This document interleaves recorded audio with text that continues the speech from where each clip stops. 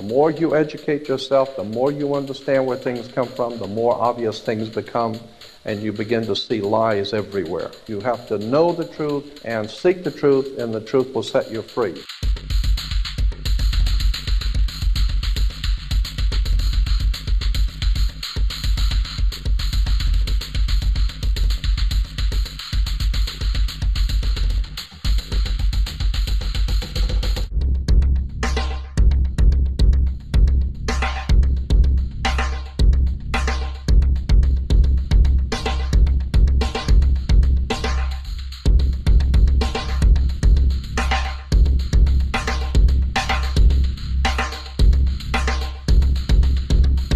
(1775), the American Revolutionary War began as the American colonies sought to detach from England and its oppressive monarchy.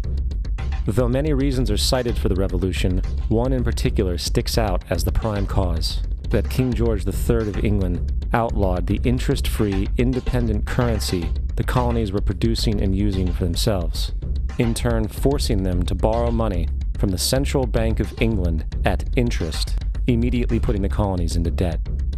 And as Benjamin Franklin later wrote, the refusal of King George III to allow the colonies to operate an honest money system which freed the ordinary man from the clutches of the money manipulators was probably the prime cause of the revolution. In 1783, America won its independence from England. However, its battle against the central bank concept and the corrupt, greed-filled men associated with it had just begun. So what is a central bank? A central bank is an institution that produces the currency of an entire nation. Based on historical precedent, two specific powers are inherent in central banking practice: the control of interest rates and the control of the money supply, or inflation. The central bank does not simply supply a government's economy with money, it loans it to them at interest. Then, through the use of increasing and decreasing the supply of money, the central bank regulates the value of the currency being issued. It is critical to understand that the entire structure of this system can only produce one thing in the long run: debt. It doesn't take a lot of ingenuity to figure this scam out. For every single dollar produced by the central bank is loaned at interest. That means every single dollar produced is actually the dollar plus a certain percent of debt based on that dollar. And since the central bank has the monopoly over the production of the currency for the entire country, and they loan each dollar out with immediate debt attached to it, where does the money to pay for the debt come from? It can only come from the central bank again, which means the central bank has to perpetually increase its money supply to temporarily cover the outstanding debt created, which in turn, since that new money is loaned out at interest as well, creates even more debt. The end result of this system without fail is slavery, for it is impossible for the government and thus the public to ever come out of the self-generating debt. The founding fathers of this country were well aware of this.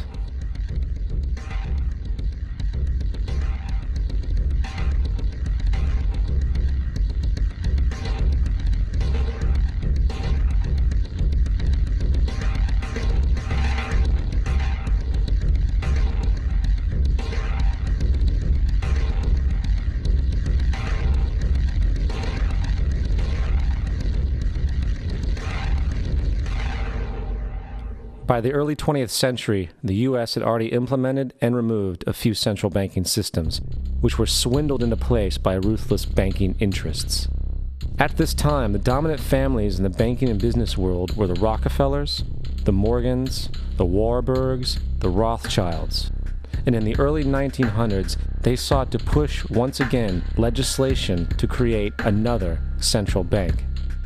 However, they knew the government and public were very weary of such an institution, so they needed to create an incident to affect public opinion. So, J.P. Morgan, publicly considered a financial luminary at the time, exploited his mass influence by publishing rumors that a prominent bank in New York was insolvent or bankrupt. Morgan knew this would cause mass hysteria, which would affect other banks as well. And it did. The public, in fear of losing their deposits, immediately began mass withdrawals. Consequently, the banks were forced to call in their loans, causing the recipients to sell their property, and thus a spiral of bankruptcies, repossessions, and turmoil emerged.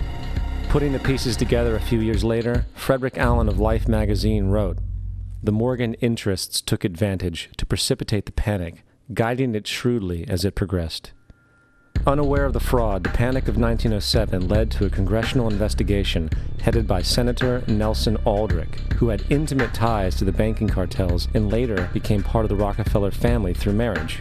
The commission, led by Aldrich, recommended a central bank should be implemented so a panic like 1907 could never happen again.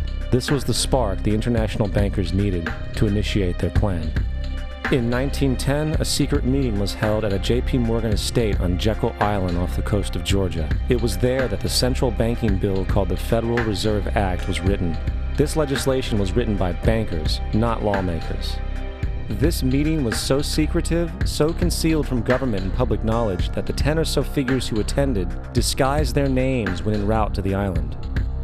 After this bill was constructed, it was then handed over to their political frontman, Senator Nelson Aldrich, to push through Congress.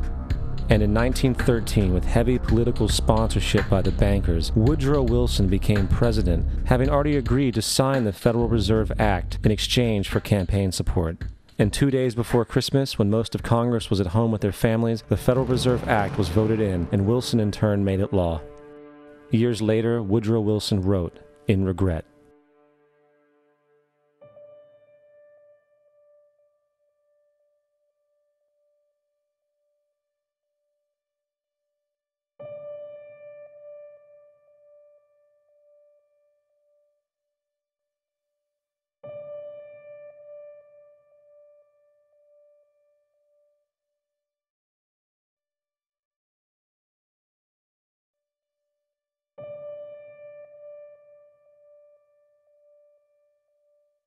Congressman Louis McFadden also expressed the truth after the passage of the bill.